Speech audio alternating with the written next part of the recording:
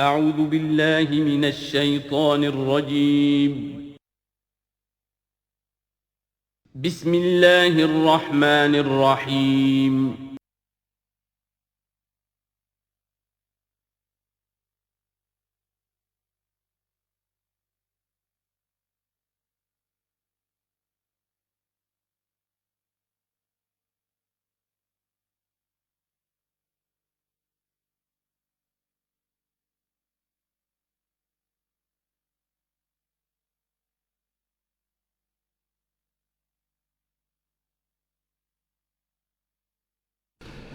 نحمده ونصلي على رسوله الكريم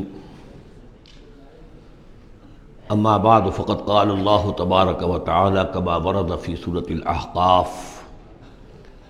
اعوذ بالله من الشيطان الرجيم بسم الله الرحمن الرحيم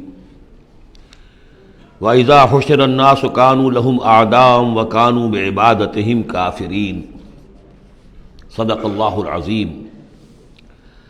ذکر ہو رہا تھا اس سورہ مبارکہ کی پچھلی آیات میں کہ ان سے بڑھ کر زیادہ گمراہ کون ہوگا جو اللہ کے سوا ایسی ہستیوں کو پکار رہے ہیں جو نہ ان کی دعا سنتے ہیں نہ دعاؤں کو قبول کر سکتے ہیں قیامت تک، بلکہ وہ ان کی دعاؤں سے غافل ہیں، انہیں معلوم ہی نہیں ہے۔ وَإِذَا حُشِرَ النَّاسُ جب لوگوں کو جمع کیا جائے گا كَانُوا لَهُمْ أَعْدَاءً وہ ان کے دشمن بن جائیں گے کہ تم نے ہمیں شرمسار کیا، ہماری شرمندگی کا تم سبب بن گئے، تم نے ہمیں اللہ کا مد مقابل بنا دیا۔ جیسے کہ حضور صلی اللہ علیہ وسلم نے ایک صحابی کو ٹوک دیا، وہ اپنے کسی گفتگو کے انداز میں، اور ظاہر بات ہے کہ ان کی نیت تو وہ نہیں تھی کہ حضور کو اللہ کے برابر کر دیں، لیکن الفاظ ایسے ان کی زبان سے نکلے ما شاء اللہ و ما شئت، جو اللہ چاہے اور آپ چاہیں، اسی پر ٹوک دیا حضور نے، اجعلتنی للہ ندًا، کیا تم نے مجھے اللہ کا مد مقابل بنا دیا ہے؟ مشیت صرف اللہ کی ہے۔ تو یہ اولیاء اللہ، یہ فرشتے، یہ پیغمبر، اگر انہیں آپ نے اللہ کے برابر بنا دیا، ان کو پکار رہے ہیں، ان سے دعائیں کر رہے ہیں، تو یہ تو گویا کہ ان کے لیے شرمندگی کی بات ہوگی اللہ کے سامنے، تو وہ دشمن بنیں گے۔ وَإِذَا حُشِرَ النَّاسُ كَانُوا لَهُمْ أَعْدَاءً وَكَانُوا بِعِبَادَتِهِمْ كَافِرِينَ اور وہ تو ان کی عبادت کا انکار کریں گے۔ وَإِذَا تُتْلَىٰ عَلَيْهِمْ آيَاتُنَا بَيِّنَاتٍ اور جب انہیں سنائی جاتی ہیں پڑھ کر ہماری آیات بینات، قَالَ الَّذِينَ كَفَرُوا لِلْحَقِّ لَمَّا جَاءَهُمْ تو یہ کافر کہتے ہیں اس حق کے بارے میں جو ان کے پاس آیا ہے، هَذَا سِحْرٌ مُبِينٌ یہ تو کھلا جادو ہے۔ ام یقولون افطراہ سے گھڑ لیا ہے، یعنی محمد صلی اللہ علیہ وسلم نے یہ قرآن خود تصنیف کیا ہے۔ قُلْ إِنِ افْتَرَيْتُهُ فَلَا تَمْلِكُونَ لِي مِنَ اللَّهِ شَيْئًا اے نبی ان سے کہہ دیجئے کہ اگر میں نے یہ گھڑ کر اللہ کی طرف منسوب کیا ہوتا تو تم مجھے اللہ کے پکڑ سے کچھ بھی نہیں بچا سکتے۔ یہ مضمون آئے گا آخری پارے میں، لو تقول علینا بعض الاقاویل، بلکہ 29ویں پارے میں لاخذناہ بالیمین ثم لقطعنا منہ الوتین، کہ اگر بالفرض خدا نہ خواستہ اگر محمد صلی اللہ علیہ وسلم کوئی چیز گھڑ کر ہماری طرف منسوب کر دیں تو ہم ان کا داہنا ہاتھ پکڑیں گے اور پھر ان کی رگے جان کو کاٹ دیں گے۔ ظاہر بات ہے کہ یہ صرف اس میں جو غصہ ہے وہ ان لوگوں پر ہے جو کہہ رہے تھے۔ هو عالم بما تفیدون فیہ اللہ تعالیٰ خوب جانتا ہے جن چیزوں میں تم لگے ہوئے، جو کچھ تم کہہ رہے ہو، جو تمہارا ظاہری قول ہے اس کو بھی جانتا ہے، اور جو تمہارے دل میں چھپا ہوا اسے بھی جانتا ہے۔ کفا بہ شہیدا بینی و بینکم اور وہ کافی ہے بطور گواہ میرے اور تمہارے مابین، وہ جانتا ہے کہ میں اس کا رسول ہوں، اس نے میرے پاس وحی بھیجی ہے۔ وہو الغفور الرحیم اور وہ بخشنے والا ہے، رحم فرمانے والا۔ قل ما کنت بدعا من الرسل اے نبی ان سے یہ بھی کہیے کہ میں کوئی نیا نویلا رسول تو نہیں ہوں، کوئی پہلا رسول ہی تو نہیں ہوں میں کہ مجھ سے پہلے کوئی رسول آئے نہ ہوں۔ بہت سے رسول آئے ہیں، ہاں میں آخری رسول ضرور ہوں، لیکن میں کوئی نیا سا رسول تو نہیں ہوں کہ کوئی ایک نئی بات ہو بالکل۔ بدعا اسی سے وہ بدعت کا لفظ بنا ہے ہمارے ہاں، جو چیز دین میں نہیں ہے اور لا کر اس کو آغاز کر دیا جائے تو در حقیقت وہ بدعت ہے۔ تو ما کنت بدعا من الرسول، جیسے کہ ہم سورہ آل عمران میں پڑھ آئے ہیں وما محمد الا رسول قد خلت من قبلہ الرسل۔ اسی طریقہ سے عیسیٰ ابن مریم کے بارے میں آیا ہے علیہ الصلوۃ والسلام کہ عیسیٰ ابن مریم کیا ہے؟ رسول، اور ان سے پہلے بہت سے رسول گزرے ہیں۔ قل ما کنت بدعا من الرسل وما ادری ما یفعل بی ولا بکم اور مجھے کچھ معلوم نہیں ہے کہ کیا کیا جائے گا میرے ساتھ اور کیا کیا جائے گا تمہارے ساتھ۔ یعنی اس سے مراد یہ نہ سمجھیے کہ حضور کو یہ معلوم نہیں تھا کہ آخرت میں میرے ساتھ کیا کیا جائے گا، وللآخرۃ خیر وابقیٰ، حضور کے لیے تو یقیناً آخرت جو بہت بہتر ہے۔ لیکن یہ کہ ابھی کیا ہونے والا ہے، کل کیا ہونے والا ہے۔ ظاہر بات ہے کہ طائف آپ گئے تھے تو بڑی امیدیں لے کر گئے تھے نا، لیکن یہ کہ وہاں جا کر جو صورتحال ہوئی گویا کہ وہ حضور کی توقعات کے بالکل خلاف تھی۔ آپ کو تو امید تھی کہ کوئی نہ کوئی بڑا جو وہاں کا سرداروں میں سے کوئی نہ کوئی اگر مان لے گا میری بات کو تو میں پھر اپنا، چونکہ مکے میں تو اب ابو طالب کا انتقال ہو گیا اور وہی دنیاوی اعتبار سے میرے لیے پروٹیکشن کا ذریعہ تھے، لہذا اب کوئی اگر بڑا رئیس اور بڑا کوئی سردار جو ہے طائف کا وہ ایمان لے آئے تو میں اپنا یہ مرکز وہاں شفٹ کر دوں، لیکن یہ کہ وہاں وہ بات پوری نہیں ہو سکی۔ ما ادری ما یفعل بی ولا بکم، مجھے یہ معلوم نہیں ہے کہ کیا کیا جائے گا تمہارے ساتھ۔ ان اتبع الا ما یوحی الی، میں تو بس پیروی کر رہا ہوں اس کی جو میری طرف وحی کی جا رہی ہے۔ وما انا الا نذیر مبین، اور میں نہیں ہوں مگر کھلا خبردار کر دینے والا، بس میری حیثیت تو یہ ہے۔ قل ارأیتم ان کان من عند اللہ وکفرتم بہ، اے نبی ان سے کہیے کہ ذرا غور کرو، سوچ لو، اگر ان کان من عند اللہ، جو چیز اللہ کی طرف سے آئی ہے یہ ہے واقعتاً اللہ کی طرف سے، وکفرتم بہ، اور تم نے اس کا کفر کیا، اس کا نتیجہ کیا نکلے گا؟ یعنی یہ کہ تم سوچو، امکان تو ہے نا، تم کہہ رہے ہو کہ میں نے گھڑ لی ہے، چلیے، حالانکہ دل میں تم جانتے ہو کہ یہ گھڑی بھی کتاب نہیں ہے، اگر گھڑی بھی کتاب ہوتی، انسان کی تصنیف ہوتی تو تم بھی اس کا مقابلہ کرتے، تمہیں چیلنج دیا گیا ہے کہ اس جیسی کتاب بنا لاؤ، اس جیسی ایک صورت ہی بنا لاؤ، تو تمہارے دل میں وہ بات نہیں ہے، لیکن سوچ لو ذرا کہ اگر یہ شے واقعتاً اللہ کی طرف سے ہے، قل ارأیتم ان کان من عند اللہ وکفرتم بہ، اور تم نے اس کا انکار کر دیا، وشہد شاہد من بنی اسرائیل علی مثلہ، اور گواہی دے چکا ہے ایک گواہ بنی اسرائیل میں سے ایک ایسی ہی کتاب کی۔ اصل میں اس میں کافی تفسیر کے اندر اقوال میں اختلاف ہے، اس سے مراد جو ہے عام مومنین اہل کتاب ہیں یا حضرت موسیٰ علیہ السلام، اس لیے کہ کتاب استثناء میں جو پیشن گوئی ہے اس میں یہ الفاظ ہیں کہ اے موسیٰ میں ان کے بھائیوں میں سے تیرے مثل ایک پیغمبر اٹھاؤں گا۔ کتاب استثناء کے 18ویں باب کی 18 اور 19ویں آیات ہیں یہ تورات کی، جو عہد نامہ قدیم ہے اس میں، تو گویا کہ مثل ہی،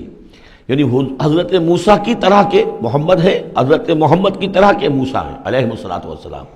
کیونکہ صاحب شریعت رسول ہے حضرت موسیٰ علیہ السلام۔ حضرت عیسیٰ صاحب شریعت نہیں ہے، صاحب کتاب ہے، انجیل دی گئی ہے، انجیل میں شریعت نہیں ہے، انجیل میں حکمت ہے، کل ہم پڑھ چکے ہیں جئتکم بالحکمہ، میں تمہارے پاس حکمت لے کر آیا۔ شریعت، قانون، یہ در حقیقت تورات میں تھی، حضرت موسیٰ علیہ السلام کو دی گئی،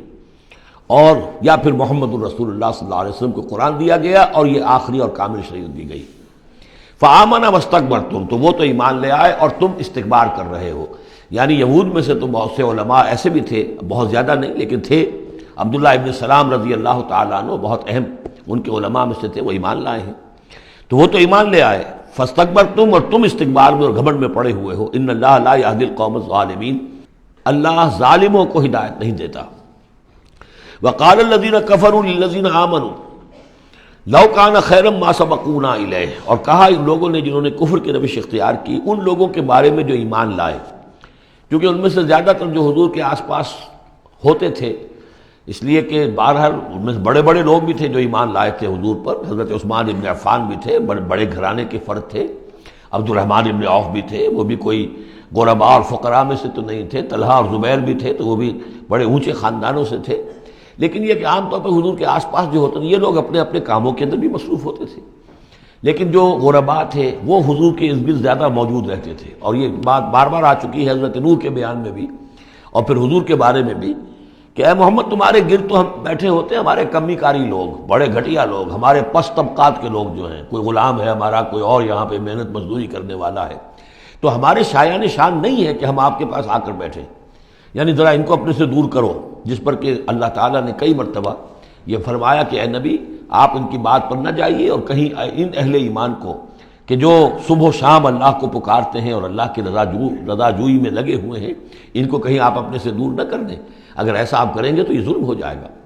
لیکن بہرحال ان کا کہنا یہ تھا کہ اگر یہ لوگ جو ہیں، اگر واقعتاً یہ خیر ہوتا، لو کانا خیرن ما سبقونا، اگر یہ واقعتاً خیر ہوتا قرآن اور یہ دین، تو یہ لوگ جو ہیں یہ اس میں سبقت نہ کرتے ہم سے، بڑے ہم ہیں، سمجھدار ہم ہیں، دانشور ہم ہیں، ایلیٹ آف دی سوسائٹی ہم ہیں، تو ہم نے تو پیش قدمی کی نہیں ہے، لیکن یہ لوگ پیش قدمی کر رہے ہیں، تو اس کا مطلب ہے کہ یہ بات بھی گھٹیا ہی ہے جو تم پیش کر رہے ہو، جس کو گھٹیا قسم کے لوگ قبول کر رہے ہیں۔ یہ طنز ہے اس میں چھپا ہوا۔ وقال الذين كفروا للذين آمنوا لو كان خيرا ما سبقونا وَإِذْ لَمْ يَهْتَدُوا بِهِ فَسَيَقُولُونَ هَذَا إِفْكٌ قَدِيمٌ، اور جب یہ اس قرآن کے ذریعے سے ہدایت نہیں پا رہے تو کہتے ہیں کہ یہ تو گھڑی ہوئی چیز ہے، افک ہے، پرانی شے ہے۔ وَمِن قَبْلِهِ كِتَابُ مُوسَىٰ إِمَامًا وَرَحْمَةً، حالانکہ اس سے پہلے موسیٰ کی کتاب موجود تھی اور اب بھی ہے، امامًا وَرَحْمَةً، وہ بھی رہنمائی کرنے والی ہے اور رحمت ہے۔ وَهَذَا كِتَابٌ مُصَدِّقٌ لِسَانًا عَرَبِيًّا، اور یہ کتاب نازل ہوئی ہے اس کی تصدیق کرتے ہوئے، یعنی تصدیق دونوں معنی میں، ایک تو کہ قرآن تصدیق کرتا ہے کہ تورات اللہ کی کتاب تھی، اللہ کی کتاب ہے، اگرچہ اس میں تحریف کر دی گئی ہے لیکن بہرحال اللہ کی کتاب تھی۔ انا انزلنا التوراۃ فیہا ھدی ونور، ہم نے تورات نازل کی تھی، اس میں ہدایت بھی تھی، نور بھی تھا۔ پھر انجیل کے بارے میں فیہ ھدی ونور، قرآن دونوں کی تصدیق کرتا ہے۔ دوسری یہ کہ تورات میں اور انجیل میں جو پیشین گوئیاں تھیں ان کا مصداق بن کر قرآن آیا ہے، تو قرآن مصدق ہے، لسانًا عربیًا، اور بڑی ہی عمدہ فصیح اور بلیغ عربی زبان میں ہے، لینذر الذین، تاکہ خبردار کر دیں ان لوگوں کو ظلموا، جنہوں نے کہ کفر کی روش اختیار کی، خبردار کر دینے کی ذمہ داری ہے، اور اسی لیے یہ جو آسان زبان میں ہم نے اس کو اتارا ہے تاکہ ہر شخص تک یہ بات پہنچ جائے۔ وبشریٰ للمحسنین، اور جو ایمان اور اسلام اور احسان کی روش اختیار کریں ان کے لیے یہ بشارت بن جائے۔ ان الذین قالوا ربنا اللہ ثم استقاموا فلا خوف علیہم ولا هم یحزنون، یقیناً وہ لوگ، یہ وہی الفاظ آ گئے جو سورہ حمیم سجدہ میں آئے تھے، جنہوں نے کہا ہمارا رب اللہ ہے پھر اس پر جم گئے، اور میں نے عرض کیا تھا، وہ پھر دوبارہ عرض کر رہا ہوں کہ استقامت میں قیامت مضمر ہے۔ جنہوں نے کہا ہمارا رب اللہ ہے پھر اس پر جم گئے، یعنی پھر راضی برضائے رب رہنا، اسی پر توکل کرنا، اسی کی رضا جوئی کو اپنی زندگی کا مقصد بنانا، پھر اس کی اطاعت کرنا، اس کے احکام کی پابندی کرنا، اور اس کے جملہ جو بھی اس نے ذمہ داریاں عائد کی ان کو پورا کرنے کے لیے تن من دھن لگا دینا، یہ سب استقامت میں شامل ہے۔ استقامت کے معنی کیا ہے؟ جیسے کہ میں نے آپ کو بتایا تھا کہ حضور سے ایک صاحب نے یہ پوچھا، بلکہ کہا، فرمائش کی کہ مجھے تو کوئی ایک بات ایسی بتا دیجئے جس سے میں پلے باندھ لوں، میں زیادہ لمبی چوڑی باتیں نہیں سمجھ سکتا۔ حضور نے فرمایا، قل آمنت باللہ ثم استقم، کہو کہ میں ایمان لایا اللہ پر، پھر جم جاؤ، ٹھک جائے تمہارا دل اس کے اوپر کہ واقعتاً پالن ہار وہی ہے، پروردگار وہی ہے، حاجت روا وہی ہے، مشکل کشا وہی ہے، اور وہ ہماری دعاؤں کا سننے والا وہی ہے۔ پھر یہ کہ اسی کے لیے انسان ہمتاً اپنے آپ کو وقف کر دے، ان صلاتی و نسکی و محیای و مماتی للہ رب العالمین۔ ان الذین قالوا ربنا اللہ ثم استقاموا فلا خوف علیہم ولا هم یحزنون، یہ استقامت والے جو ہیں یہ تو اولیاء اللہ ہو گئے نا۔ پھر جیسے کہ ہم نے سورہ یونس میں پڑھا تھا، الا ان اولیاء اللہ لا خوف علیہم ولا هم یحزنون الذین آمنوا وکانوا یتقون، جو ایمان لائے اور اس پر مستقیم ہو گئے، قائم ہو گئے، جازم ہو گئے، اور وہی تو اللہ کے ولی ہیں، وہی اللہ کے دوست ہیں، ان کے لیے نہ کوئی خوف ہے نہ وہ کسی حزن سے دوچار ہوں گے۔ اولئک اصحاب الجنت خالدین فیہا، وہ جنت والے لوگ ہیں، اس میں رہیں گے ہمیشہ ہمیش، جزاء بما کانوا یعملون، اور یہ جزا ہوگا ان کے اعمال کا۔ یہ بات کئی دفعہ میں نے واضح کی ہے کہ بندے کو یہ سمجھنا چاہیے، اور یہی بندے کہیں گے جنت میں داخل ہونے کے بعد بھی کہیں گے اللہ کے نیک بندے، کہ ہماری یہ طاقت نہیں تھی، صلاحیت نہیں تھی کہ ہم اپنے بل پر اور اپنے اعمال کے بل پر یہاں جنت میں داخل ہو سکتے، یہ اللہ کا فضل ہے۔ الحمدللہ الذی ہدانا لہذا وما کنا لنہتدی لولا ان ہدانا اللہ، کل شکر اس اللہ کا جس نے ہمیں یہاں داخل کیا اور ہمیں پہنچا دیا یہاں تک ہماری رہنمائی فرما دی، اور ہم ہرگز ہدایت نہ پا سکتے اگر اللہ ہی ہمیں ہدایت نہ دیتا۔ لیکن اللہ تعالیٰ بار بار کہتا ہے کہ ٹھیک ہے، لیکن یہ کہ تمہارے اعمال تھے، تم نے بھی محنت کی تھی، تم نے فیصلہ کیا تھا، اما شاکرم و اما کفورا، جو ہم نے تمہیں اختیار دے دیا تھا، تم نے ہمارے شکر گزار بندے بن کر زندگی گزارنے کا فیصلہ کیا، ہم نے قدر افزائی فرمائی، ہم نے تمہیں توفیق دی، ہم نے تمہارے راستے کی رکاوٹوں کو جو ہے آسان کر دیا، لیکن یہ کہ بہرحال تمہارا عمل اس میں شامل ہے۔ جزاء بما کانوا یعملون، یہ در حقیقت بدلہ ہوگا ان کے اعمال کا۔ ووصینا الانسان بوالدیہ، تاکید کی انسان کو اس کے والدین کے بارے میں احسانہ، کہ اس کے ساتھ احسان کی روش، نیک سلوک، خدمت، اور اس میں بھی خاص طور پر والدہ کا معاملہ جو ہے یہ سورہ بنی اسرائیل میں بھی ہے اور یہاں بھی ہے۔ وہاں بھی آیا تھا ووصینا الانسان بوالدیہ حملتہ امہ وہنا علی وہن وفصالہ فی عامین، تو والدین میں جو ہے والدہ کا حق فائق ہے والد کے حق پر، ویسے دونوں کے ساتھ اس نے سلوک ہو، دونوں کا ادب ہو، وَإِمَّا يَبْلُغَنَّ عِندَكَ الْكِبَرَ أَحَدُهُمَا أَوْ كِلَاهُمَا فَلَا تَقُل لَّهُمَا أُفٍّ وَلَا تَنْهَرْهُمَا وَقُل لَّهُمَا قَوْلًا كَرِيمًا، یہ ہم پڑھ چکے ہیں. لیکن یہاں بھی اور وہاں بھی خاص طور پر والدہ کا، اس لیے کہ مشقت جو ہے پیدائش میں ساری کی ساری مشقت جو ہے ماں کی ہے. باپ کا کیا حصہ ہے؟ وہ تو ایک کوئی اس کی لذت کا لمحہ ہوتا ہے، وہ اس کے اندر اس نے وہ بوند ٹپکائی اور فارغ. اب وہ ساری مصیبت کون جھیل رہی ہے؟ وہ عورت جھیل رہی ہے، ماں جھیل رہی ہے. سارا پریگننسی کا دور جو ہے، اس میں ابتدائی دور جو ہے، اس میں اسے جی متلا رہا ہے، الٹیاں آ رہی ہیں، چیزوں سے نفرت ہو رہی ہے. پھر جب بوجھل ہو گئی ہے، جسم بوجھل ہو گیا ہے، بوجھ اٹھائے ہوئے ہے، پھر وضع حمل کی مشقتیں ہیں، وہ درد ذیل ہے، پھر اس کو دودھ پلانا ہے 2 سال تک، اس کے جو اس کو گند ہے اس کو صاف کرنا ہے، پوتڑے دھونے ہیں. یہ سارے کام کون کر رہا ہے؟ ماں کر رہی ہے. باپ کا تو اس میں حصہ ڈائریکٹ نہیں، انڈائریکٹ ہے کہ بہرحال وہ کمائی کرتا ہے، پرووائڈ کرتا ہے، یہ بات دوسری ہے. لیکن جو مشقت ماں کی ہے، اسی لیے حدیث میں آتا ہے کہ ایک صحابی نے حضور سے سوال کیا کہ میرے حسن سلوک کا سب سے اولین مستحق کون ہے؟ آپ نے فرمایا تمہاری والدہ. انہوں نے پوچھا پھر ان کے بعد کون؟ فرمایا پھر تمہاری والدہ. تیسری مرتبہ پھر کون؟ حضور پھر والدہ تمہاری. چوتھی مرتبہ جب اس نے پوچھا ان کے بعد کون، تو آپ نے فرمایا تمہارے والد. یعنی والدہ کا حق جو ہے وہ والد کے حق پر، یہ ہے اخلاقی حق. قانونی حق والد کا زیادہ ہے، اگر سیپریشن ہو جائے گی تو اولاد والد کی ہے، قانونی حق اس کا زیادہ ہے. لیکن اخلاقی حق، خدمت کا حق، اور جنت جس کے پاؤں تلے ہے وہ باپ نہیں ماں ہے. جنت جو ہے وہ تو اس کے قدم تلے تحت اقدام الامہات. اس حوالے سے اخلاقی مقام جو ہے وہ عورت کا زیادہ ہے، ماں کا زیادہ ہے. فرمایا حملتہ امہ کرہا ووضعتہ کرہا، اس کی ماں نے اسے اٹھائے رکھا اپنے پیٹ میں تکلیف جھیل کر، اور پھر اس کو وضع حمل ہوا، اس کو جنا تکلیف کے ساتھ. وحملہ وفصالہ 30 شہرا، اور اس کا یہ حمل اور پھر دودھ پلانا یہ لگ بھگ جو ہے 30 مہینے ہوتے ہیں. حتی اذا بلغ اشدہ، یہاں تک کہ جب وہ اپنی پوری قوت کو پہنچتا ہے، بلوغت کو پہنچتا ہے. اور یہاں سے بلوغت سے مراد جو ہے وہ نفسیاتی بلوغت ہے، ذہنی اور نفسیاتی بلوغت. ایک جسمانی بلوغت ہوتی ہے، وہ تو 16 17 18 اس سال کے اندر آدمی جو ہے وہ پورا بالغ ہوتا ہے. لیکن جسمانی بلوغت نہیں، یہاں جو ہے 40 برس کا ذکر آ رہا ہے. حتی اذا بلغ اشدہ وبلغ 40 سنۃ، جب وہ 40 برس کا ہو جاتا ہے.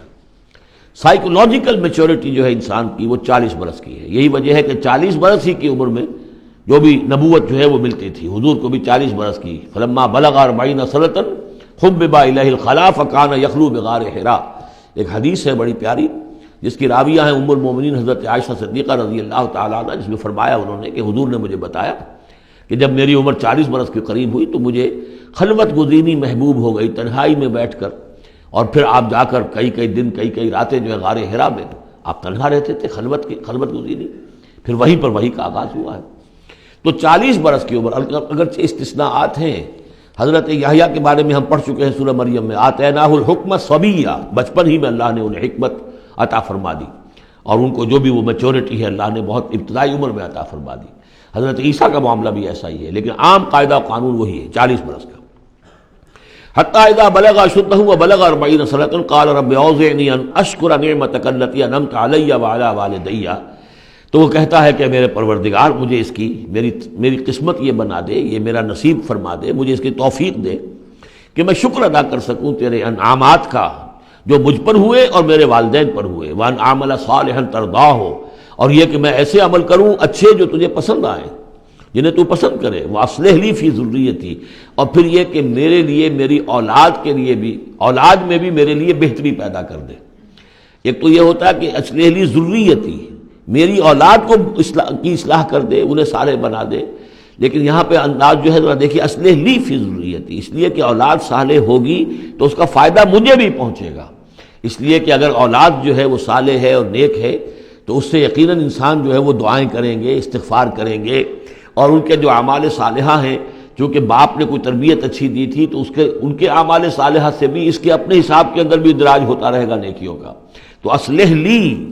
فی ذریتی، میری ذریت میں، میری نسل میں میرے لیے اصلاح فرما دے، یعنی ان کی اصلاح فرما جس سے کہ خود مجھے بھی فائدہ پہنچے. اسی بالکل یہی مفہوم ہے کہ جو ہم نے سورہ الفرقان میں پڑھا ہے، وَجْعَلْنَا لِلْمُتَّقِينَ إِمَامًا. مراد یہ کہ ہماری اولاد کو متقی بنا، تاکہ ان کی جو ہم از خود ان کے آگے چلنے والے ہیں، ان کے امام ہیں، وہ ہمارے فالوورز ہیں، ہمارے پیچھے چلنے والے ہیں، اور قیامت میں ایسا ہوگا حشر میں آدمی اٹھیں گے اور ان کے پیچھے ان کی نسلیں چلی آ رہی ہیں، تو ہمارے پیچھے آنے والے ہیں وہ نیک ہوں، متقی ہوں۔ وَأَصْلِحْ فِي ذُرِّيَّتِي إِنِّي تُبْتُ إِلَيْكَ، میں تیری جناب میں توبہ کرتا ہوں، رجوع کرتا ہوں، وَإِنِّي مِنَ الْمُسْلِمِينَ، اور یقیناً میں تیرے فرما برداروں میں سے ہوں۔ أُولَٰئِكَ الَّذِينَ نَتَقَبَّلُ عَنْهُمْ أَحْسَنَ مَا عَمِلُوا، یہ وہ لوگ ہیں جن سے ہم ان کے بہترین اعمال قبول فرمائیں گے، وَنَتَجَاوَزُ عَنْ سَيِّئَاتِهِمْ، اور اگر کوئی خطائیں ہوں گی، کوئی چیز ان کے اندر کمزوری کا پہلو بھی ہوگا، ہم اس سے درگزر فرمائیں گے۔ فی اصحاب الجنہ، اور پھر یہ اصحاب الجنہ میں ہوں گے، جنت والوں میں شامل ہو جائیں گے۔ وعد الصدق الذی کانوا یوعدون، یہ سچا وعدہ ہے جس کا کہ ان سے وعدہ کیا جاتا تھا۔ اب اس کے برعکس سے کردار ہے، یہ تو یہ کہ ایک صالح بیٹا ہے، اور وہ جب اپنی پوری میچورٹی کو پہنچا ہے اور بلوغ کو پہنچا ہے نفسیاتی اور ذہنی اعتبار سے، تو اس کا طرز عمل تو یہ ہے جو آگے ہے، رب اوزعنی ان اشکر نعمتک التی انعمت علی وعلی والدی وان اعمل صالحا ترضاہ واصلح لی فی ذریتی۔ ایک دوسرا برعکس کردار ہے، والذی قال لوالدیہ اف لکما اتعداننی ان اخرج وقد خلت القرون من قبلی، اور وہ شخص جو اپنے والدین سے کہتا ہے، والدین مسلمان ہیں لیکن بیٹا آوارہ ہو گیا ہے یا ذہنی طور پر جو ہے وہ گمراہ ہو گیا ہے، وہ نہ آخرت کو مان رہا ہے نہ اللہ کو مان رہا ہے، کسی اور رخ پہ جا رہا ہے، تو وہ اپنے والدین سے کہتا ہے اف لکما، میں بڑا بیزار ہوں آپ سے، یہ کیا آپ لوگوں نے ڈھکوسلے تراش رکھے ہیں، یہ کیا آخرت واخرت کی آپ مجھے دھمکی دیتے رہتے ہیں، اتعداننی، کیا آپ مجھے اس بات سے ڈراتے ہیں، وعدہ دیتے ہیں، دھمکاتے ہیں، ان اخرجا، کہ مجھے نکالا جائے گا، دوبارہ زندہ کیا جائے گا، وقد خلت القرون من قبلی، مجھ سے پہلے نہ معلوم کتنی نسلیں بیت چکی ہیں، ہزارہا لوگ نسل بعد نسل ختم ہو چکے ہیں، تو میں تو ان باتوں کو ماننے والا نہیں ہوں، یہ آپ کے ڈھکوسلے ہیں، یہ پرانی باتیں ہیں، دقیانوسی باتیں ہیں۔ وہما یستغیثان اللہ ویلک آمن، اور وہ دونوں ماں باپ جو ہیں بیچارے وہ نیک، وہ دعائی دے رہے ہیں اللہ کی کہ اللہ کے بندے، ویلک، تباہی ہو تیری، خرابی ہو تیری، آمن، ایمان لا، مان ان باتوں کو، ان وعد اللہ حق، یقیناً اللہ کا وعدہ سچا ہے۔ فیقول ما ھذا الا اساطیر الاولین، وہ کہتا ہے نہیں نہیں نہیں، میں نہیں مانتا، نہیں یہ تو نقلیں ہیں، پرانی کہانیاں ہیں جو پچھلوں سے نقل ہوتی چلی آ رہی ہیں۔ اولئک الذین حق علیہم القول، یہ وہ لوگ ہیں کہ جن پر اللہ کی بات سچی ہو گئی، یعنی مستحق ہو گئے اللہ کے کلمہ عذاب کے، فی امم قد خلت من قبلہم، اور انہی قوموں کے اندر وہ بھی پھر شامل کر دیے جائیں گے جو ان سے پہلے گزر چکی ہیں، من الجن والانس، جنات میں سے بھی اور انسانوں میں سے بھی، انہم کانوا خاسرین، یقیناً وہی لوگ ہیں خسارے والے، برباد ہونے والے۔ وَلِكُلٍّ دَرَجَاتٌ مِّمَّا عَمِلُوا، اور سب کے لیے درجے اور مقامات معین ہوں گے ان کے اعمال کے اعتبار سے۔ وَلِيُوَفِّيَهُمْ، اور تاکہ اللہ تعالیٰ پورا ان کے اعمال، وَلِيُوَفِّيَهُمْ أَعْمَالَهُمْ وَهُمْ لَا يُظْلَمُونَ، پورا ان کو دے دے گا ان کے اعمال کا بدلہ، اور ان پر کوئی ظلم نہیں ہوگا، کوئی حق تلفی نہیں ہوگی۔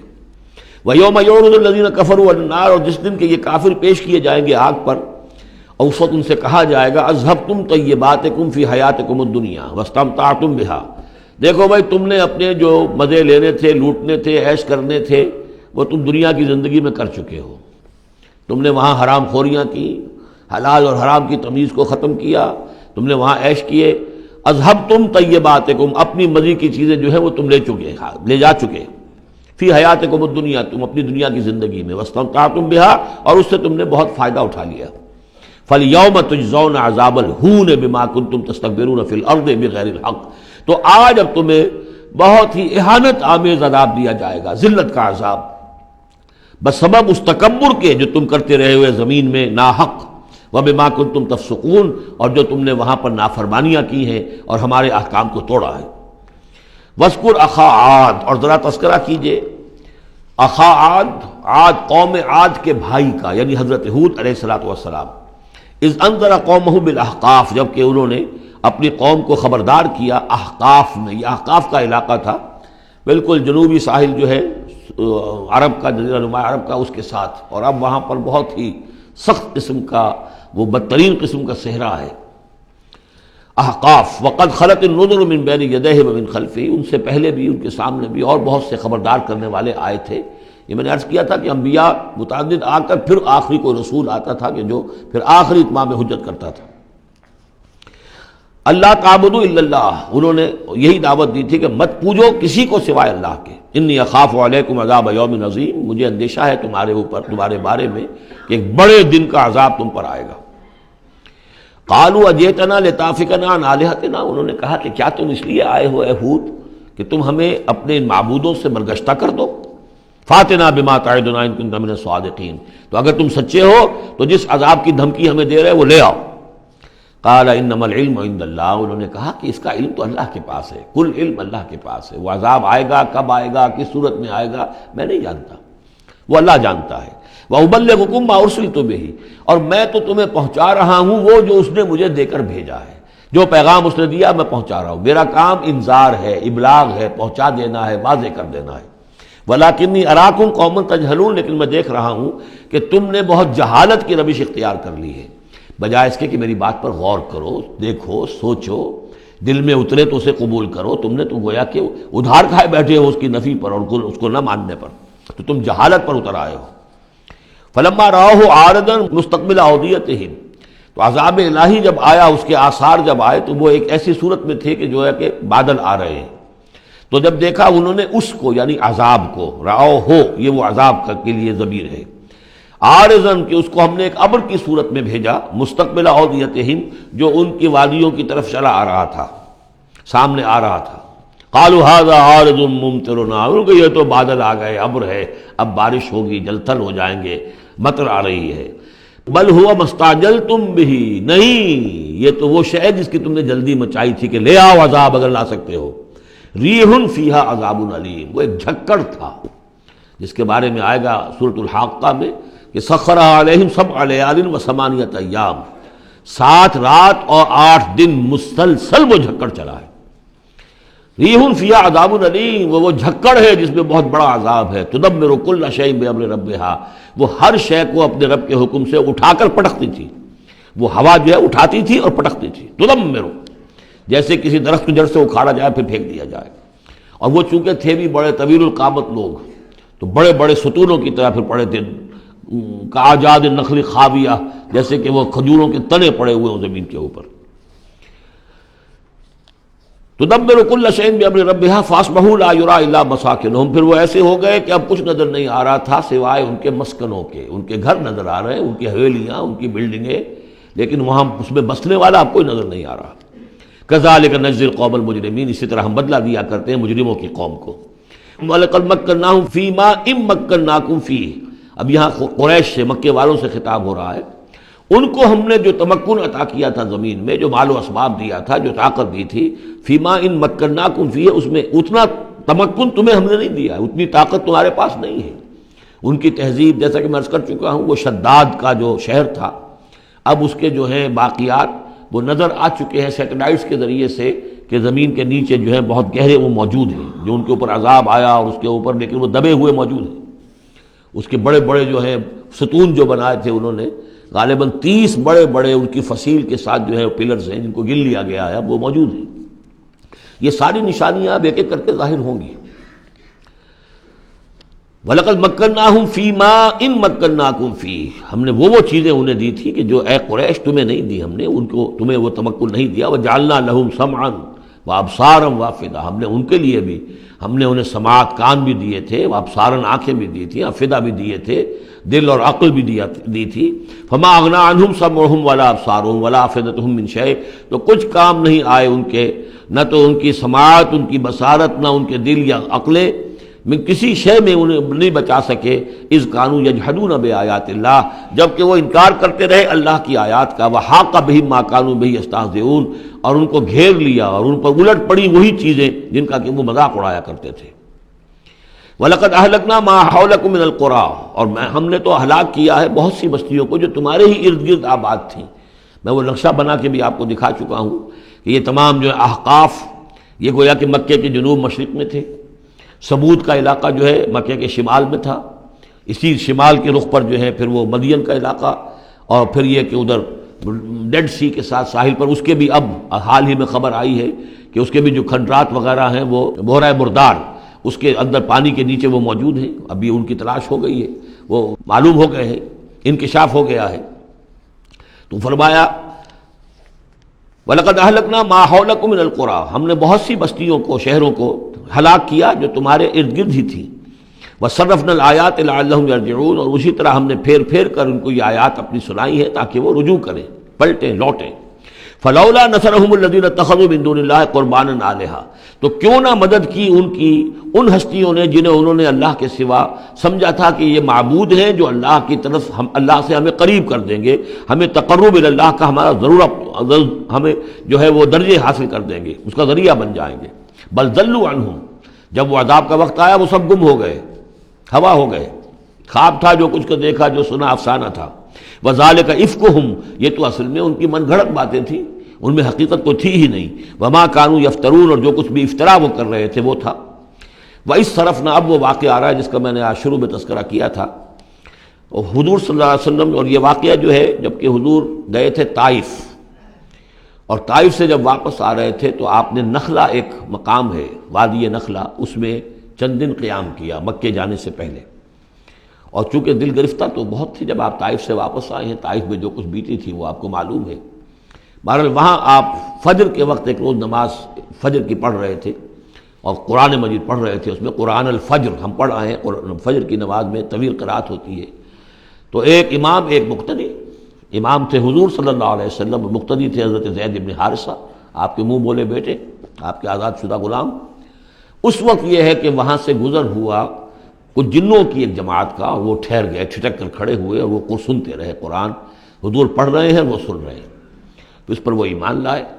اور پھر جا کر اپنی قوم میں انہوں نے فوراً تبلیغ شروع کر دی. تو یہ بات ہمارے لیے بڑی عبرت کی بات ہے کہ جنات کی ایک جماعت نے ایک ہی دفعہ قرآن سنا، ایمان بھی لے آئے اور فوراً مبلغ بن گئے اس کے. لیکن ہم جو ہے سنتے ہیں اور ایک کان سے سن کر دوسرے کان سے نکال دیتے ہیں، ہماری زندگیوں میں کوئی تبدیلی نہیں آتی. تو بڑا قابل غور ہے یہ مقام قرآن مجید کا. وَإِذْ صَرَفْنَا إِلَيْكَ نَفَرًا مِنَ الْجِنِّ، اور جب کہ ہم نے آپ کی طرف متوجہ کر دیا اے نبی جنوں کی ایک جماعت کو، یستمعون القرآن، کہ وہ قرآن سننے لگے. فلما حضروہ، جب وہاں وہ پہنچے، قالوا انصتوا، انہوں نے کہا چپ ہو جاؤ، خاموش رہو، سنو، توجہ سے سنو. اب دیکھیے جو بات قرآن مجید میں آئی ہے، وَإِذَا قُرِئَ الْقُرْآنُ فَاسْتَمِعُوا لَهُ وَأَنصِتُوا، معلوم ہوتا ہے کہ یہ وہ ان جنات میں سے تھے کہ جو طبعاً نیک تھے، شریف تھے، اس اعتبار سے ان کے اندر وہ جو مادہ تھا وہ موجود تھا. بلکہ آگے چل کر معلوم ہوگا کہ وہ حضرت موسیٰ علیہ السلام کے ماننے والے تھے. ان پر گویا کہ وہ اہل کتاب جنات تھے. تو انہوں نے جب سنا تو بڑی توجہ کے ساتھ جو ہے وہ سننے لگے، اور کہا خاموش ہو جاؤ، سنو توجہ سے. فلما قضی، تو جب وہ آپ کی قرات ختم ہو گئی، وَلَّوْا إِلَىٰ قَوْمِهِمْ مُنذِرِينَ، تو فوراً اپنی قوم کی طرف پلٹے انہیں خبردار کرنے کے لیے.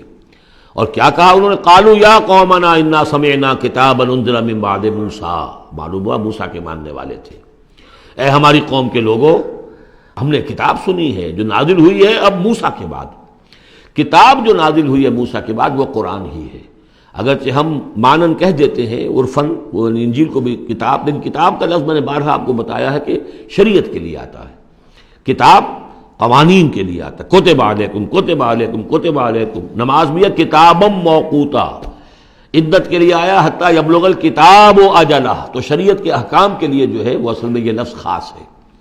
تو تورات چونکہ شریعت کی حامل تھی، اور قرآن پھر شریعت دوسری جو آئی ہے موسیٰ کی شریعت کے بعد، وہ شریعت محمدی ہے صلی اللہ علیہ وسلم. ورنہ ظاہر بات ہے کہ ان کے علم میں ہوگا کہ حضرت عیسیٰ بھی آئے اور وہ ایک کتاب تو لائے، لیکن یہ کہ اس میں شریعت نہیں. قالوا یا قومنا انا سمعنا کتابا انزل من بعد موسیٰ مصدقا لما بین یدیہ، اور یہ تصدیق کرتے ہوئے آئی ہے اس کی جو اس کے سامنے موجود ہے، یعنی تورات. یہدی الی الحق، اور یہ رہنمائی کر رہی ہے حق کی طرف. وَإِلَىٰ طَرِیقٍ مُسْتَقِیم، اور ایسے راستے کی طرف جو بالکل سیدھا ہے. صراط مستقیم، صراط بھی راستہ، طریق بھی راستہ، سبیل بھی راستہ، سوا سبیل سیدھا راستہ، صراط مستقیم سیدھا راستہ، طریق مستقیم. یا قومنا اجیبوا داعی اللہ، اے ہماری قوم کے لوگوں، اللہ کی طرف پکارنے والے کی پکار پر لبیک کہو، مانو، ایمان لاؤ. وآمنوا بہ یغفر لکم من ذنوبکم، تو ان پر ایمان لاؤ تاکہ اللہ تعالیٰ جو ہے تمہارے گناہوں کو بخش دے. ویجرکم من عذاب علیم، اور تمہیں بچا دے عذاب علیم سے، دردناک عذاب سے. ومن لا یجب داعی اللہ فلیس بموجد فی الارض، اور جو نہیں لبیک کہتا اللہ کی طرف پکارنے والے کی پکار پر، تو وہ پھر فلیس بموجد، وہ اللہ تعالیٰ کو ہرا نہیں سکے گا، شکست نہیں دے سکے گا زمین میں، ولیس لہ من دونہ اولیاء، اور نہیں ہوں گے اس کے لیے کوئی ایسے اس کے رفیق اور اس کے پشت پناہ اور مددگار جو اسے اللہ کی پکڑ سے بچا سکیں۔ اولئک فی ضلال مبین، یہ لوگ تو گویا کہ کھلی گمراہی کے اندر ہوں گے۔ اب یہ بات جو ہے جیسا کہ میں نے اس کے قابل غور ہے ہمارے لیے۔ اب ظاہر بات ہے کہ داعی جب تک نبوت کا سلسلہ جاری تھا وہ اللہ کے نبی ہوتے تھے، اب حضور کے بعد اب داعی جو ہوں گے وہ امت میں سے ہوں گے، کوئی اٹھے گا اللہ کا بندہ، پھر دین کی دعوت دے گا، پھر قرآن کی طرف بلائے گا، پھر لوگوں سے کہے گا کہ آؤ چلو اس راستے پر چلو، اللہ کے دین کا راستہ یہ ہے، اقامت دین کی جد و جہد میں لگو، اس کے لیے اپنے تن بندھن لگاؤ، ان صلاتی و نسکی و محیای و مماتی للہ رب العالمین۔ اب نبی تو کوئی نہیں آئے گا سوائے ان کے جو دجال ہیں، جھوٹے نبی ہیں جنہوں نے دعوے کیے ہیں، وہ تو چھوڑ دیجیے ان کو، لیکن نبی نہیں آنے والا، نبوت کا دروازہ بند ہو چکا، لیکن دعوت اللہ کا دروازہ بند نہیں ہوا ہے، اس کا سلسلہ بند نہیں ہوا، بلکہ اب تو اس امت کے ذمے بحیثیت مجموعی کو ذمہ داری لگا دی گئی۔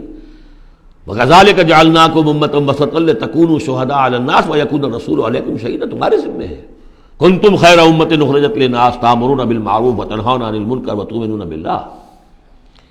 اولم يروا ان اللہ الذي خلق السماوات والارض ولم يعي بخلقهن، کیا انہوں نے دیکھا نہیں، غور نہیں کیا، وہ اللہ جس نے آسمانوں اور زمین کی تخلیق فرمائی اور وہ تھکا نہیں، ہارا نہیں اس سے، ان کی تخلیق سے، یعنی جیسے کہ سورہ قاف میں ہم پڑھیں گے افعینا بالخلق الاول، کیا ہم عاجز آ گئے ایک دفعہ بنانے کے بعد، ہماری ساری جو بھی کریٹو ایکٹیویٹی تھی اور کریٹو پوٹینشیل ہمارا ختم ہو گیا، ایگزاسٹ ہو گیا، ہم دوبارہ نہیں بنا سکتے تمہیں۔ تو لم یا بخلقہن، وہ عاجز نہیں آ گیا ان کی تخلیق سے، اب اس کی جو خلاقی کی قوت ہے وہ ختم نہیں ہو گئی ہے۔ بقادر علی ان یحیی الموتیٰ، تو کیا وہ قادر نہیں ہوگا اس پر کہ مردوں کو زندہ کر دے؟ بلا، کیوں نہیں، انہ علی کل شیء قدیر، یقیناً وہ ہر چیز پر قادر ہے۔ ویوم یعرض الذین کفروا علی النار، اور جس روز کے پیش کیے جائیں گے یہ کافر آگ پر، الیس ھذا بالحق، اس وقت سوال کیا جائے گا یہ ہے حق، یہ حقیقت ہے یا نہیں؟ تم ڈھکوسلا کہتے تھے، تم کہتے تھے کہ ایسی ہمیں دھونس دی جا رہی ہے، کوئی جہنم وغیرہ نہیں، کوئی حساب کتاب نہیں، کوئی جزا و سزا نہیں، کوئی باس بعد الموت نہیں، الیس ھذا بالحق، کیا یہ حقیقت نہیں ہے؟ قالوا بلا وربنا، وہ کہیں گے کیوں نہیں، ہمارے پروردگار تیری قسم یہ حق ہے۔ قال فذوقوا العذاب بما کنتم تکفرون، تو اللہ فرمائے گا اب چکھو اس عذاب کا مزہ اپنے اس کفر کی پاداش میں جو تم کرتے رہے ہو، فاصبر۔ اب آخری بات حضور سے، فاصبر کما صبر اولو العزم من الرسل، اے محمد صلی اللہ علیہ وسلم آپ بھی صبر کیجئے جیسے کہ ہمارے اولو العزم رسول آپ سے پہلے صبر کرتے رہے۔ یہ اولو العزم من الرسل عام طور پر خیال ہے کہ 5 ہیں، بعض حضرات 7 شمار کرتے ہیں، حضرت ہود حضرت صالح کو بھی شامل کرتے ہیں، لیکن 5 پر چونکہ اسی سلسلہ سور کی صورت ہے سورہ شورى جس میں 5 کا ذکر ہے۔ شرع لکم من الدین ما وصى به نوحا والذی اوحینا الیک وما وصینا به ابراہیم وموسیٰ وعیسیٰ، حضرت نوح، حضرت ابراہیم، حضرت موسیٰ، حضرت عیسیٰ اور حضرت محمد صلی اللہ علیہ وسلم علیہ الصلاۃ والسلام، یہ اولو العزم من الرسل ہیں۔ اور اس میں جو یوں سمجھیے کہ عزم اور صبر کا معاملہ جو ہے اس میں حضرت ایک اعتبار سے حضرت نوح سب سے آگے ہے، 950 برس تک جو ہے انہیں صبر کرنا پڑا، فلبث فیہم 1000 سنۃ الا 50 عاما۔ اور ایک ذاتی تکلیف اس میں حضرت ایوب علیہ الصلاۃ والسلام، ان کو جو کوفت ذاتی تکلیف، بیماری، نہایت ہی تکلیف دہ بیماری، تو اس میں ان کا صبر ایوب اس اعتبار سے مشہور ہے۔ فاصبر کما صبر اولو العزم من الرسل، صبر کیجئے جیسے کہ ہمارے اولو العزم پیغمبر صبر کرتے رہے، ولا تستعجل لهم، اور ان کے لیے جلدی نہ کیجئے۔ کیا مطلب؟ یہ خیال جو کبھی شاید حضور کے دل میں بھی آ جاتا ہو، لیکن یہ کہ دوسرے مسلمانوں کے دلوں میں آنا تو بالکل قرین قیاس ہے کہ اللہ تعالیٰ ان کو پکڑتا کیوں نہیں؟ یہ کس طریقے سے بلال کو کیسے مار رہا ہے یہ امیہ ابن خلف، اللہ تعالیٰ اس کا ہاتھ چھل کیوں نہیں کر دیتا؟ وہ تو علی کل شیء قدیر ہے، اور اس قوم کو کب تک یہ مہلت دی جائے گی؟ کیوں نہیں ان پر عذاب آ جاتا جیسے کہ عذاب آیا تھا پچھلی قوموں کے اوپر؟ فرمایا نہیں، ولا تستعجل، پچھلی صورت بھی اسی پر ختم ہوئی تھی کہ اے نبی اہل ایمان سے یہ کہیے کہ ذرا ان کو ابھی معاف کریں، ابھی ان کو کچھ عرصے کے لیے، چونکہ جو ہمارا ابھی فیصلہ جو ہے وہ یہ ہے کہ ابھی وہ وقت عذاب کا نہیں آیا ہے، تو ابھی یہ ذرا درگزر کرتے رہیں۔ وہی بات یہاں خاص طور پر واحد کے صیغے میں خطاب کر کے حضور سے کہی جا رہی ہے، فاصبر کما صبر اولو العزم من الرسل ولا تستعجل لهم، تستعجل لہم، ان کے لیے جلدی نہ کیجیے، کانہم یوم یرون ما یوعدون، جس دن کے یہ دیکھیں گے اس عذاب کو، جب عذاب آئے گا تو ایسے محسوس کریں گے لم یلبسوا الا ساعۃ من نہار، کہ نہیں رہے تھے مگر دن کی کسی ایک حصے میں، ایک گھڑی دن کی صرف۔ بلاغ، یہ ہے پہنچا دینا، ھذا بلاغ، لیکن ھذا یہاں پر محذوف ہو گیا، ھذا بلاغ، بلاغ یہ پہنچا دینا ہے۔ فہل یہلک الا القوم الفاسقون، تو ہلاک تو وہی کیے جائیں گے، کون ہلاک کیا جائے گا سوائے ان کے کہ جو نافرمان لوگ تھے۔ یہاں یہ جو 8 سورتوں کا ایک سلسلہ چلا آ رہا تھا وہ بھی ختم ہوا، اور یہ کہ جو 5واں جو گروپ ہے مکی اور مدنی صورتوں کا، ان میں سے جو مکیات کا سلسلہ ہے وہ ختم ہو گیا، اور یہ 13 صورتیں ہیں، سورہ سبا، فاطر، پھر یاسین، پھر صافات، پھر صاد، اور پھر یہ 8 صورتیں، سورہ زمر، اور پھر مومن، اور پھر حامیم سجدہ، اور شورا، اور زخرف، اور دخان، اور جاسیہ، اور احقاف۔ یہ صورتیں ہیں کہ جہاں مکیات ہیں۔ اب اس کے ساتھ 3 مدنیات ہیں۔ یہ 3 جو مدنیات ہیں ان میں سے 2 صورتیں تو بڑی ہم وزن ہیں اور جوڑے کی شکل میں ہیں، لیکن ایک صورت جو ہے اگرچہ بہت جامع صورت ہے قرآن حکیم کی وہ، لیکن اس کو ہم کہہ سکتے ہیں مضمون کے اعتبار سے کہ وہ سورہ فتح کا ایک ضمیمہ ہے۔ اگرچہ اسلامی ریاست کے اصول، اسلامی معاشرے کے لیے بنیادی ہدایات کے اعتبار سے قرآن حکیم کی اہم ترین، جامع ترین صورت ہے۔ 18 آیات میں اللہ تعالیٰ نے، یوں سمجھیے کہ سورہ نساء، سورہ مائدہ میں جو اصول دیے ہیں اسلامی معاشرے کے اور اسلامی ریاست کے،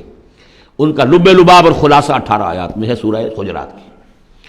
جہاں تک سورہ محمد صلی اللہ علیہ وسلم کا تعلق ہے، یہ بھی قرآن کی ان صورتوں میں سے ہے کہ جس کے 2 نام ہیں، اس کا نام سورہ قتال بھی ہے۔ زمانہ نزول جو ہے یہ غزوہ بدر سے متصلاً قبل نازل ہوئی ہے، یعنی سورہ بقرہ ہی کا ضمیمہ اس کو سمجھنا چاہیے۔ سورہ بقرہ ہے اکثر وہ آیات جو نازل ہوئی ہیں ہجرت کے بعد سے لے کر اور غزوہ بدر تک، ایک تو ان کا بڑا مجموعہ ہے جو 40 رکوعوں پر مشتمل ہے، وہ تو سورہ بقرہ ہے، لیکن اس کو علیحدہ رکھا گیا ہے، اگرچہ ہے اسی سلسلے کے اندر، اور اس کے علیحدہ رکھنے کا میں بیان کروں گا کہ سبب کیا ہے۔ تو گویا کہ اس کو ایک طرح سے سمجھیے کہ زمانہ نزول کے اعتبار سے یہ سورہ بقرہ کا ضمیمہ ہے، غزوہ بدر سے قبل نازل ہوئی۔ اور اس کا پس منظر کیا ہے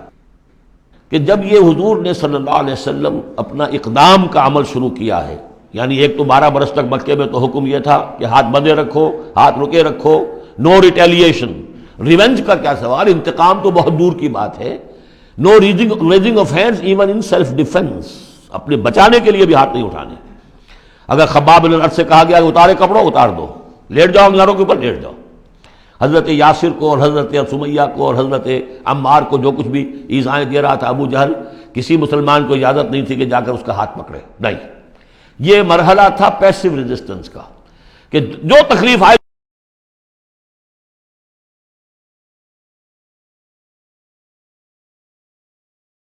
اب اقتتال کا دور شروع ہو گیا۔ لیکن یہ کہ جو منافقین تھے یا جن کے دلوں میں روگ تھا، جو اب اس جان جوکھوں میں ڈالنے کے لیے تیار نہیں تھے، وہ کچھ کہہ رہے تھے کہ آخر لڑائی بھڑائی کا کیا فائدہ ہے، یہ تو کوئی صلح سے کام کرنا چاہیے۔ یا کوئی یہ بھی کہتا ہوگا کہ گڑ دے کر مارا جا سکتا ہو تو زہر کائے کو دینا ہے، ہم اپنی دعوت و تبلیغ کے کام کو بس جاری رکھیں۔ اور یہ تو محمد نے، معاذ اللہ میں ان کی بات نقل کر رہا ہوں، یہ محمد نے خود جو ہے مہم جوئی شروع کر دی ہے کہ انہوں نے جو ہے ان کو چھیڑ چھاڑ شروع کر دی، ان کے قافلوں کا تعاقب شروع کر دیا، ان کی جو ہے وہ گویا کہ لائف لائن کے اوپر ہاتھ ڈال دیا۔ تو یہ جو حقیقت اقدام تو کر رہے ہیں یہ خود، اور اس سے گویا کہ لڑائی بھڑائی کا سلسلہ شروع ہو جائے گا۔ تو ان کے دلوں میں تو تھا روگ نفاق کا کہ وہ چاہتے نہیں تھے کہ ہمارے ایمان کا یہ امتحان ہو جائے کہ ہم سے کہا جائے کہ نکلو اللہ کی راہ میں جان ہتھیلی پر رکھ کر، لیکن وہ جو اس کی آڑ لے رہے تھے وہ کہہ رہے تھے کہ یہ لڑائی بھڑائی اور یہ جو ہے فساد، بلکہ صلح جوئی کے ساتھ معاملہ کرو۔ اور نوٹ کر لیجیے سورہ بقرہ کے دوسرے رکوع میں آیا تھا وَإِذَا قِيلَ لَهُمْ لَا تُفْسِدُوا فِي الْأَرْضِ قَالُوا إِنَّمَا نَحْنُ مُصْلِحُونَ أَلَا إِنَّهُمْ هُمُ الْمُفْسِدُونَ وَلَٰكِن لَا يَشْعُرُونَ۔ تو گویا کہ اس جو بھی ہو رہی تھی اس وقت، ان کی جو ذہن کی کیفیت تھی، اس میں اللہ تعالیٰ کی طرف سے یہ سورہ مبارکہ نازل ہوئی ہے، اور یہ اسلوب کے اعتبار سے پورے قرآن میں منفرد ہے۔ بالکل ایبرپٹلی شروع ہو رہی ہے، کوئی تمہید نہیں، کوئی حروف مقطعات نہیں، کوئی اللہ کی حمد، کوئی اور شے، کچھ نہیں، قرآن مجید کی عظمت کچھ نہیں، بلکہ الذین، اس سے جملہ شروع ہو رہا ہے جو عام طور پر جملے کے شروع کے لیے عام اسلوب نہیں ہے۔ پھر یہ کہ وہ جو اسلوب ہوتا ہے آیات کے آخر میں اللہ تعالیٰ کے اسماء اور اللہ کی صفات کا، انہو عزیز الحکیم، وہ تو بڑا غفور ہے، رحیم ہے، اس طرح کی کوئی شے آپ کو یہاں نہیں ملے گی۔ اسلوب بالکل مختلف ہے۔ ہر آیت ابرپٹ شروع ہو رہی ہے، سورت بھی ابرپٹلی شروع ہوئی ہے اور ابرپٹلی ختم ہو جائے گی۔ اسی طریقے سے ہر آیت جو ہے شروع ہوتی ہے اور ابرپٹلی ختم ہو جاتی ہے، بغیر کسی اختتامی اللہ کے اسماء اور صفات کے حوالے کے۔ باقی اس میں اور سورہ جو اگلی صورت ہے سورہ فتح، اس میں کیا ترتیب ہے وہ یہ ہے کہ حضور کی انقلابی جد و جہد کا جو آخری مرحلہ تھا، یعنی قتال، آرم کانفلکٹ، اس سے متصلاً قبل یہ سورہ محمد نازل ہو رہی ہے، اور اس کا جو اختتام ہو رہا تھا اور اللہ تعالیٰ کی طرف سے جو فتح آئی ہے اس کی تمہید ہے سورہ حدیبیہ، انا فتحنا لک فتحا مبینا۔ تو گویا کہ یہ دونوں اینڈ ہیں اس کے، جو آخری مرحلہ تھا انقلاب محمدی صلی اللہ علیہ وسلم کی جد و جہد کا، اس میں جو عام کانفلکٹ شروع ہو رہا ہے غزوہ بدر سے، اس سے قبل یہ صورت نازل ہوئی، اور جب آخری فتح ہونے والی ہے اور وہ فتح مکہ کی ہوگی، لیکن اس سے قبل جو اللہ نے تمہیدی فتح دی ہے وہ فتح ہے انا فتحنا لک فتحا مبینا، وہ صلح حدیبیہ جس کا ذکر جو ہے وہ سورہ فتح کے اندر ہے۔ یہ ربط ہے ان میں۔ بسم اللہ الرحمن الرحیم۔ الذین کفروا وصدوا عن سبیل اللہ اضل اعمالہم، جن لوگوں نے کفر کیا اور اللہ کے راستے سے روکا اور خود بھی رکے، صدا یا سدو میں عرض کر چکا ہوں بار بار، رکنا بھی روکنا بھی، یہ فعل لازم بھی ہے، فعل متعدی بھی ہے۔ جنہوں نے کفر کیا خود بھی رکے اور دوسروں کو بھی روکا اللہ کے راستے سے، اللہ نے ان کی ساری جد و جہد کو ضائع کر دیا، اضل اعمالہم۔ ان کی ساری کوشش جو تھی اللہ کے دین کے راستے کو روکنے کی، حضور کی دعوت کو کے راستے کو روکنے کی، سب جا چکی، ضائع ہو چکی، اکارت ہو چکی۔ اور اب یہ قافلہ جو ہے دعوت محمدی کا صلی اللہ علیہ وسلم اور انقلاب نبوی کا، یہ اپنے منزل کی طرف بڑھے گا، وہ آخری درجے میں اب شامل ہونے والا ہے۔ والذین آمنوا وعملوا الصالحات وآمنوا بما نزل علی محمد وهو الحق من ربهم کفر عنہم سیئاتہم واصلح بالہم۔ اور اس کے برعکس جو لوگ ایمان لائے، جنہوں نے نیک عمل کیے، اور جو ایمان لائے اس شے پر جو نازل کی گئی ہے محمد پر صلی اللہ علیہ وسلم، وهو الحق، اور وہ حق ہے، من ربهم، ان کے رب کی طرف سے، کفر عنہم سیئاتہم، اللہ نے دور کر دیے، معاف کر دیے ان سے ان کی خطائیں، ان کی غلطیاں، واصلح بالہم، اور ان کے حال کو، ان کی کیفیت کو سنوار دیا، بنا دیا، ان کی سیرتیں، ان کے کردار۔ اب دیکھ لو یہ جو صحابہ کی جماعت جو ہے، ان کی سیرتیں دیکھو، ان کی شخصیتیں دیکھو، اللہ تعالیٰ نے ان کو نکھار کر ان بھٹیوں میں سے گزار کر کے جو مکے میں تھیں، جن میں سے کہ آزمائشوں کی بھٹیوں میں سے نکل کر آئے ہیں، تو کندن ہو چکے ہیں، خالص زر خالص۔ ذالک بان الذین کفروا اتبعوا الباطل، یہ اس لیے کہ جن لوگوں نے کفر کیا انہوں نے باطل کی پیروی کی، لہذا وہ تو نتیجہ اس کا وہی نکلنا تھا جو نکل رہا ہے۔ وان الذین آمنوا اتبعوا الحق من ربهم، اور جو لوگ ایمان لائے انہوں نے پیروی کی حق کی جو ان کے رب کی طرف سے آیا ہے۔ کذالک یضرب اللہ للناس امثالہم، اسی طرح اللہ تعالیٰ لوگوں کے لیے ان کی مثالیں بیان کرتا ہے۔ فَإِذَا لَقِيتُمُ الَّذِينَ كَفَرُوا فَضَرْبَ الرِّقَابِ، اب یہ ہے آیت جو مشکلات القرآن میں سے ہے۔ اس کی وجہ کیا ہے کہ اس میں بھی ایک تقدیم و تاخیر ہے۔ تقدیم و تاخیر کا اصول میں بتا چکا ہوں، قرآن مجید میں ہوتا ہے اس کے آہنگ کی وجہ سے، اور غور کرنا پڑتا ہے کہ اس کی اصل ترتیب کیا ہے، اور اس سے پھر بات واضح ہوتی ہے۔ تو یہ قانون دیا جا رہا ہے، اسی کا حوالہ تھا سورہ انفال میں کہ اگر یہ پہلے سے بات نہ آ گئی ہوتی تو اے مسلمانوں، تم نے جو یہ قیدیوں کو ذرا فدیہ لے کر چھوڑنے کا فیصلہ کیا ہے، اس پر تم پر بڑی سخت گرفت ہوتی اللہ کی، لیکن چونکہ یہ آیت آ چکی تھی، اب وہ اس کی وضاحت میں کر دوں گا آپ کو۔ فَإِذَا لَقِيتُمُ الَّذِينَ كَفَرُوا، تو اے مسلمانوں جب اب تمہاری مٹ بھیڑ ہو کافروں سے، اب جو ہے آرم کانفلکٹ شروع ہونا ہے، اب تلوار سے ٹکرائے گی، میدان میں تمہیں آنا پڑے گا، تو اس کا قاعدہ کیا ہے؟ فَضَرْبَ الرِّقَابِ، تو ان کی گردنوں کو مارنا ہے، پہلا کام یہ ہے، ان کی گردنیں مارو، انہیں قتل کرو۔ حَتَّى إِذَا أَثْخَنْتُمُوهُمْ، یہاں تک کہ جب تم ان کو اچھی طریقے سے کچل دو، ان کی طاقت ختم ہو جائے، فَشُدُّ الْوَثَاقِ، پھر تم ان کو قیدی بنا سکتے ہو، پھر باندھو ان کو مضبوطی کے ساتھ۔ فَإِمَّا مَنًّا بَعْدُ وَإِمَّا فِدَاءً حَتَّى تَضَعَ الْحَرْبُ أَوْزَارَهَا، اور پھر چاہے تو انہیں اس کے بعد جو ہے تم چھوڑ سکتے ہو احسان رکھ کر، بغیر فدیہ لیے، اور وَإِمَّا فِدَاءً، یا فدیہ لے کر، حَتَّى تَضَعَ الْحَرْبُ أَوْزَارَهَا، یہاں تک کہ جنگ جو ہے وہ اپنے ہتھیار رکھ دے، ڈال دے۔ اس میں ہے اصل میں تقدیم و تاخیر، یہ پہلے ہے حتیٰ اذا اسخنتموہم فشدوا الوثاق حتیٰ تضع الحرب اوزارها فاما منا بعد واما فداء، یعنی یہ کہ جب تمہارا مقابلہ کافروں سے ہو تو پہلے مرحلہ یہ ہے کہ ان کی گردنیں مارو، پھر جب ان کی قوت کچھ نہیں جائے پھر تم انہیں قیدی بنا سکتے ہو جب تک کہ جنگ اپنے ہتھیار بالکل رکھ دے۔ اب اس کو سمجھ لیجئے کہ ایک ہوتی ہیں بیٹلز، ایک ہوتی ہے وار۔ بدر جنگ تھی لیکن بیٹل کی نوعیت کی تھی، وار تو 6 سال تک چلنی ہے۔ Battle of Badr, battle of Uhud, battle of Ahzab, battle of Bani Almustaliq, battle نہ معلوم کتنی بیٹلز ہیں۔ یہ 6 سال تک مسلسل جنگ ہے جس میں کہ تھوڑا سا وقفہ آیا صلح حدیبیہ کی وجہ سے، ورنہ تو جا رہا ہے۔ وار واز کنٹینیوئنگ، وار ابھی ختم نہیں ہوئی ہے، ایک بیٹل ختم ہوئی ہے، ایک مہم ختم ہوئی ہے، ایک لڑائی ختم ہوئی ہے، جنگ تو جاری ہے۔ حتیٰ تضع الحرب اوزارہا، جبکہ وہ جنگ اپنے ہتھیار رکھ دے، یعنی اس درجے وہ دین کا غلبہ ہو جائے کہ اب کوئی ریزسٹنس نہ رہے، تو پھر یہ ہے کہ چاہے تم ان کو چھوڑ دو فدیہ دے کر، اور چاہے تم ان کو ویسے بھی احسان سے بھی چھوڑ دو تو کوئی حرج نہیں، احسان کرو بغیر فدیہ دیے بھی چھوڑ دو تو کوئی حرج نہیں۔ لیکن جب تک کہ ابھی مقابلہ چل رہا ہے اس وقت تک فدیہ لے کر چھوڑ دینے کے معنی کیا ہوئے کہ آپ نے کفر کو تقویت پہنچائی۔ جو آج جنگ کر کے یہاں کرنے کے لیے آئے تھے ان میں سے 70 مارے گئے، اچھا وہ تو کفر کا ایک بازو تو ٹوٹ گیا، لیکن یہ 70 جو تمہاری قید میں آئے تھے اس کو تم نے فدیہ لے کر چھوڑ دیا تو یہ بازو دوبارہ جا کر تم پر حملے کے لیے تیار ہو جائے گا کہ نہیں؟ لیکن چونکہ یہاں پہ اب اس کا معاملہ ججمنٹ کا، واقعتاً دشمن کی کمر کچلی گئی ہے یا نہیں، یہ ہے ججمنٹ کا معاملہ۔ تو حضور نے اگر یہ سمجھا کہ کمر کچھ نہیں گئی ہے تو اس کے اوپر پکڑ نہیں ہو سکتی۔ اجتہاد جو ہے، اجتہاد کا اصول یہ ہے کہ اجتہاد میں مخطی بھی ہو تو اسے اجر ملتا ہے اور مصیب ہو تو دوہرا اجر ہے۔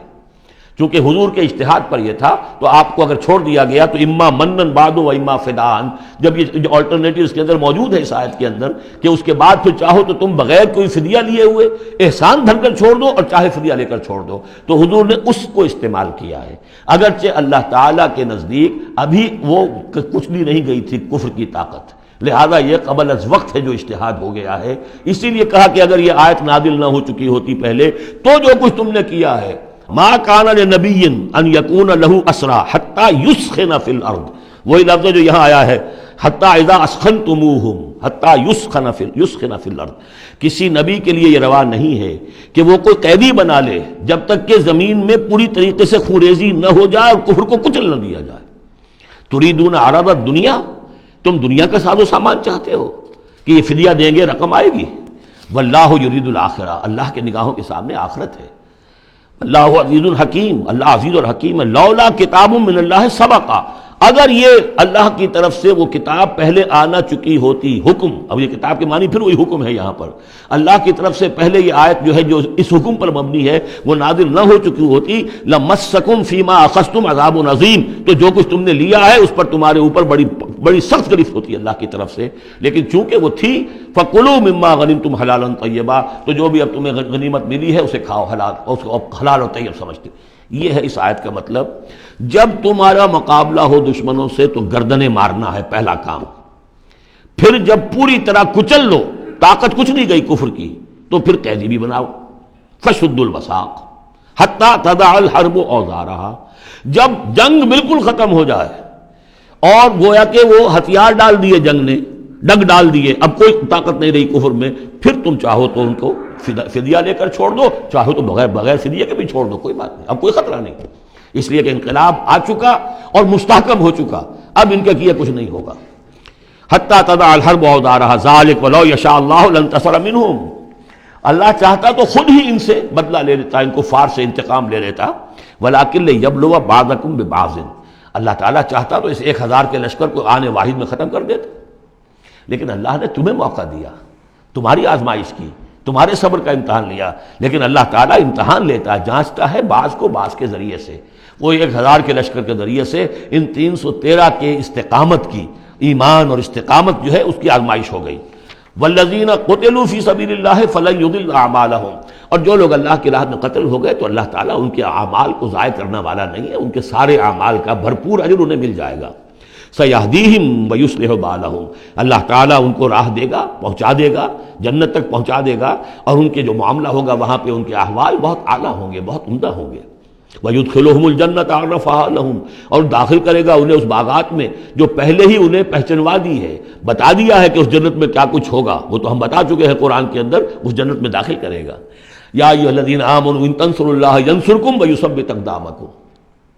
اہل ایمان اگر تم اللہ کی مدد کرو گے تو اللہ تمہاری مدد کرے گا اور تمہارے قدموں کو جما دے گا۔ یہ بہت اہم قانون ہے اللہ کا، تم اللہ کی مدد کرو گے تو اللہ مدد کرے گا۔ تم اللہ کے دشمنوں سے پینگیں بڑھاؤ، دوستیاں کرو، ان کی وفاداریوں کے دم بھرو، انہیں اپنا سرپرست سمجھو، انہیں اپنا حمایتی اور مددگار سمجھو، اور ساتھ ہی دعا کرو تو دعائے قنوت نازلہ چاہے سال بھر کرتے رہو گے، اللہ نہیں سنے گا تمہاری دعا۔ ڈھاکہ گیا، مشرقی پاکستان گیا، بدترین شکست آ گئی، قنوت نازلہ مکے میں بھی اور مدینے میں بھی پڑھے جا رہے تھے اور پورے پاکستان میں پڑھے جا رہے تھے، اللہ نے نہیں سنی۔ تمہاری دوستیاں کس سے؟ اللہ سے تو ہے نہیں۔ اللہ کے خلاف تو اعلان جنگ ہے، تمہاری ساری معیشت سود پر چل رہی ہے، تم نے اللہ کے باغیوں کو دوست بنایا ہوا، انہیں اپنا سرپرست سمجھتے ہو، انہی کی مدد پر تمہارا جو ہے سارا سہارا بھروسہ ہے۔ آ رہا تھا کوئی جہاز چل کر امریکہ کا، وہ تو نہیں آیا، تو اللہ کیوں سنے گا تمہاری بات؟ ان تنصروا اللہ ینصرکم ویثبت اقدامکم، اگر تم اللہ کی مدد کرو گے، تم اس کے اگر مخلص ہو، فرما بردار ہو، اس کے دین کا جھنڈا لے کر کھڑے ہو گئے ہو، تن من دھن اس کے لیے لگانے کو تیار ہو، اللہ مدد کرے گا اور تمہارے قدم جما دے گا۔ والذین کفروا فتعسا لهم، اور وہ لوگ جنہوں نے کفر کیا ہے